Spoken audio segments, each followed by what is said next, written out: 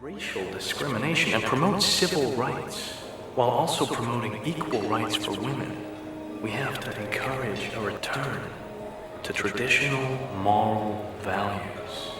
Most importantly, we have to promote general social concern, and less materialism.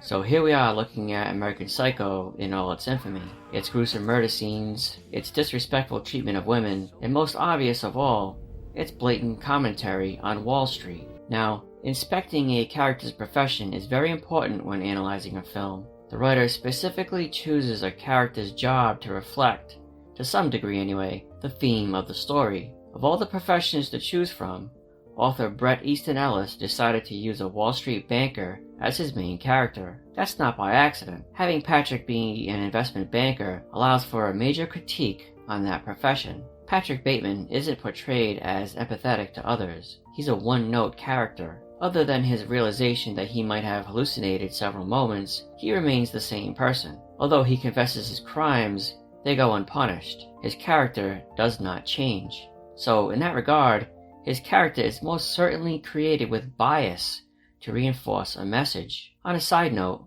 why are politicians and businessmen always portrayed as evil villains in stories? Have you ever noticed that? They're typically created to be nothing short of Satan himself. I guess people really hate working for a living, huh? Or more likely, they just don't like authority figures, such as politicians or people they perceive as authority figures, like CEOs or anyone in management in general.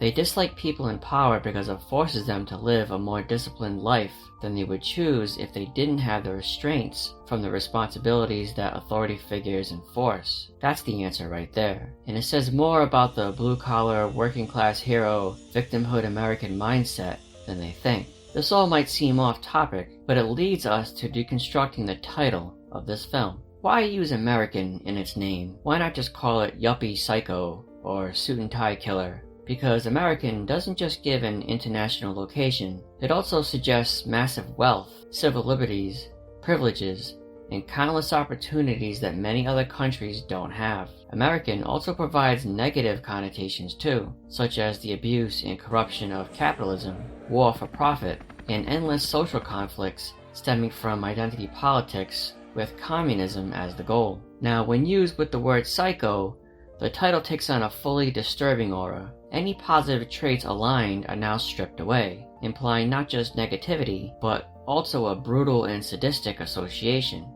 It suggests America is dangerous, specifically Wall Street and the capitalist economy America is structured upon. The title sets the stage, with those two words, for how the viewer, and by extension, the world, will interpret the story. It strongly encourages, if not outright forces the viewer to accept and believe that, once they finish the movie, that all of Wall Street and its economy holding up the country, and the many other countries that America associates with, are corrupt and murderous.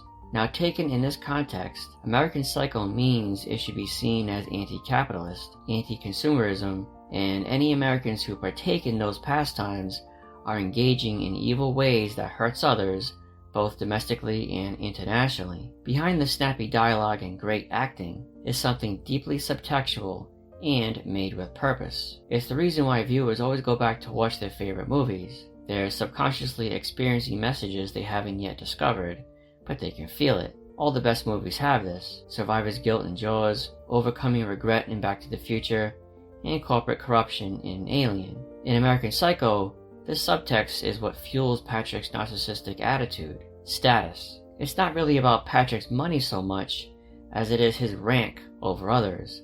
And by others, I mean the viewers. Sure, it's the horrible way Patrick treats other characters in the film that might get the viewer upset, but it's really the empathizing with the main character that's the problem here. As a viewer, you're made to follow the protagonist on his or her journey, in typical stories that is, while enjoying their successes and sympathizing with their setbacks. In American Psycho, the audience sees Patrick belittle and murder people, getting revenge while celebrating his high status without any consequences. Watching Patrick isn't like watching an anti-hero, such as Michael Corleone in The Godfather. Patrick is a straight-up villain. He has no redeeming qualities to him, but the audience follows along with him as his bitterness and cynicism destroys the world around him.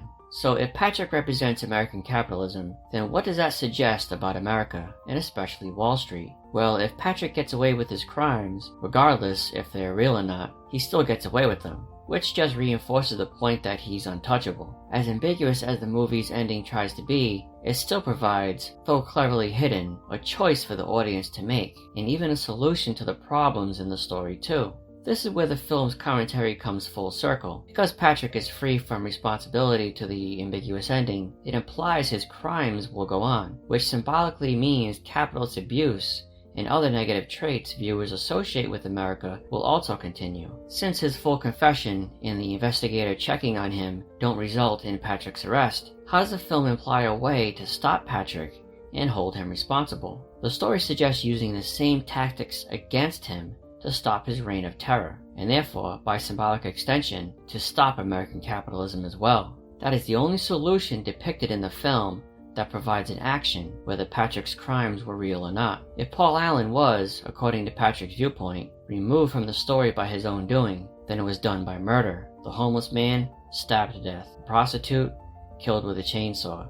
The various other people, all brutally murdered. The only thing stopping their existence, their forward momentum, is death from murder. American Psycho, keeping in line with the title and its gruesome ways, horrifically, yet covertly implies an answer that to stop tribal identity, consumerism, and murder represented and brought on by Patrick, who also symbolizes Wall Street's greed, society must defeat American capitalism and those who flourish within its systems by using equal methods.